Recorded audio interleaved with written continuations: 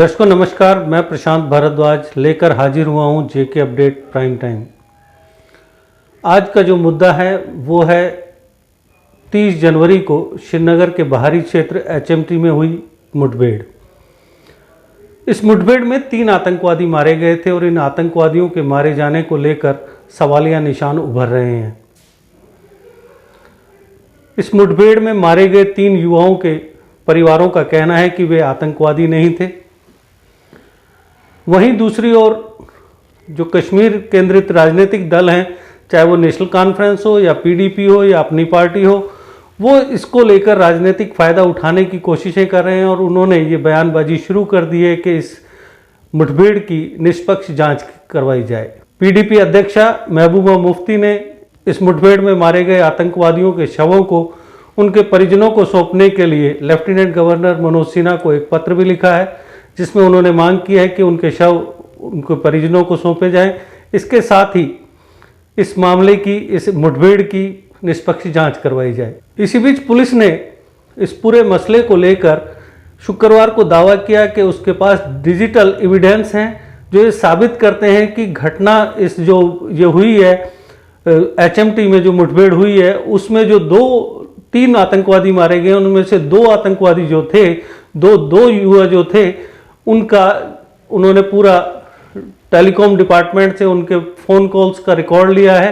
इसके अलावा modern techniques की मदद से पूरा ब्यौरा उन्होंने इकट्ठा करके ये दावा किया है कि ये जो युवा थे ये मिलिटेंट ऑर्गेनाइजेशंस के साथ में जुड़े हुए थे। मैं आपको बता दूं कि जो जानकारी पुलिस ने दी है उसके मुताबिक पुलिस ने कहा है कि मारे गए 3 आतंकवादियों में से 2 पहले हैदरपुरा गए थे, उसके बाद वो एचएमटी पहुंचे थे।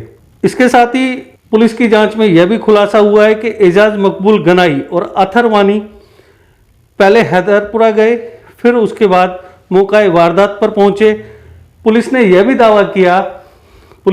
दावा किया कि जुबैर अहमद लोन पहले पुलवामा, फिर शोपियां से पुलवामा और आखिर में मौका वारदात पर पहुंचा। वहीं पुलिस ने यह भी कहा है कि ये जो मुठभेड़ थी ये आर्मी की इनपुट्स के आधार पर शुरू हुई थी और इस पूरे ऑपरेशन में आर्मी, सीआरपीएफ और पुलिस शामिल थी। जब आर्मी, सीआरपीएफ और पुलिस की ज्वाइंट टीम इलाके में पहुंची इनपुट्स पर कार्रवाई करते हुए, तो इलाके में छिपे आतंकवादियों ने उन पर पहले ग्रेनेड फेंका, उसके बाद फायरिंग शुरू कर दी।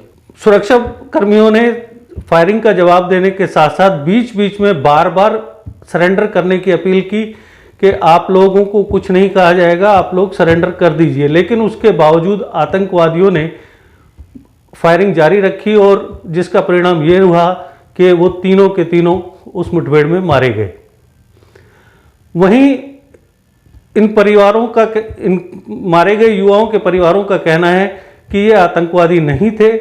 वहीं पुलिस ने जो अकाटे सबूत पेश किए हैं उसमें जो 2 लोगों के नाम सामने आए हैं, एक जो अथर वानी है और एजाज मकबूल गनाई है, उनके बारे में जो जानकारी मिली है वो ओजीडब्ल्यू हैं।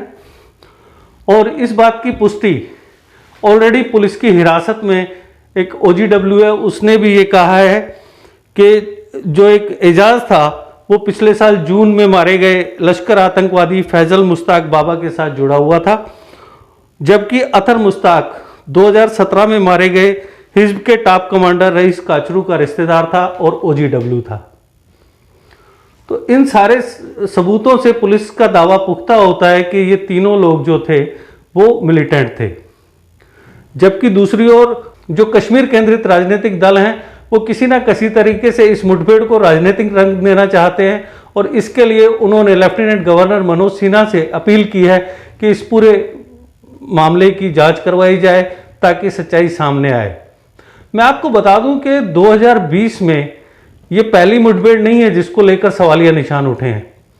इससे पहले भी 18 जुलाई 2020 को शोपियां जिले के अमशीपुरा में एक मुठभेड़ हुई थी जिसमें 3 आतंकवादी मारे जाने का दावा किया गया था। लेकिन जब सोशल मीडिया पर उन युवाओं के फोटोग्राफ्स वायरल हुए तो उसके बाद में जब उनके परिजनों को पता लगा कि ये मारे गए हैं तब उन्होंने अप्रोच किया सेना को, पुलिस को। उसके बाद जांच की गई जिसमें ये सामने निकल कर आया कि ये एक फर्जी एनकाउंटर था जिसमें ये 3 लोग मारे गए हैं।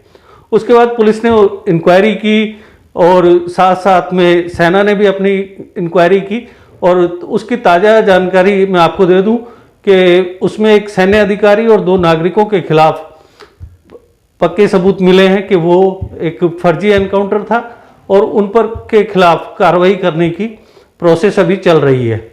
हम आपको बता दें कि 2020 के अंदर सुरक्षा बलों, जिनमें सेना, सीआरपीएफ और जम्मू कश्मीर पुलिस शामिल है, उनको एक भारी कामयाबी मिली आतंकवाद के खिलाफ जंग में।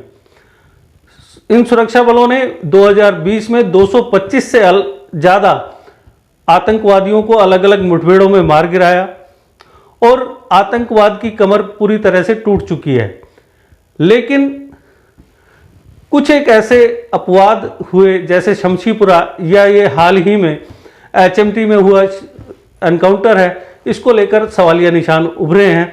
लेकिन इन सवालिया निशानों की जो जांच की जा रही है, जिस तरीके से, मैं आपको एक और इनपुट आपको देना चाहूँगा जो अभी आई है, कि आर्मी ने पूरी ट्रांसपेरेंसी और ईमानदारी बरतने के लिए एक मानवाधिकार सेल का गठन किया है, जिसमें एक उच्च अधिकारी पूरे मामले को देखेंगे और गृह मंत्रालय के कुछ अधिकारी भी उनकी मदद करेंगे, ताकि किसी भी तरह के विवाद जो अगर खड़ा होता है, मानवाधिकारों की बात आती है, मानवाधिकारों की रक्षा की बात आती है, तो उसमें आर्मी का ये जो ह्यूमन राइट्स सेल है वो पूरे मामलों की पड़ताल करेगा, और उसके बाद ही कोई निर्णय पर पहुंचा जाएगा।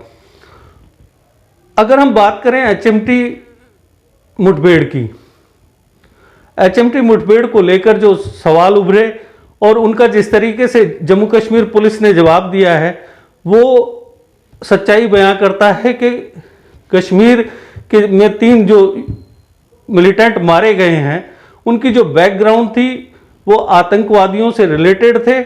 उनके ओजीडब्ल्यू थे, ओजीडब्ल्यू के नाते वो आतंकवादियों को हर तरह की मदद मुहैया कराते थे।